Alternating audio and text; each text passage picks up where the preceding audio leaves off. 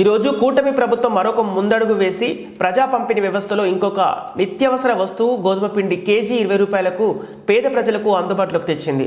అందులో భాగంగా ఈ కార్యక్రమాన్ని ముందుగా Settigunta road ration shop number 91 మరియు రంగనాయకులపేట రేషన్ షాప్ నెంబర్ 15లో కేజీ గోధుమ పిండిని రేషన్ కార్డుదారులకు పంపిణీ చేసిన ఆంధ్రప్రదేశ్ రాష్ట్ర పౌర సరఫరాల సంస్థ డైరెక్టర్ శ్రీ వేమిరెడ్డి పట్టాభిరామిరెడ్డి గారు మరియు డిఎస్ఓ మేడం లీలారాణి గారు. ఈ కార్యక్రమంలో పట్టాభి గారు మాట్లాడుతూ పోషక విలువలతో కూడిన గోధుమ పిండిని రేషన్ షాపుల ద్వారా కేజీ 20 రూపాయలకు గౌరవనీయులు ఆంధ్రప్రదేశ్ ముఖ్యమంత్రి వర్యులు శ్రీ నారా చంద్రబాబు నాయుడు గారు మరియు పౌర సరఫరాల శాఖ మినిస్టర్ గారైన శ్రీ నాదెండ్ల మనోహర్ గారు ఆదేశాల మేరకు అందించడం జరుగుతుంది.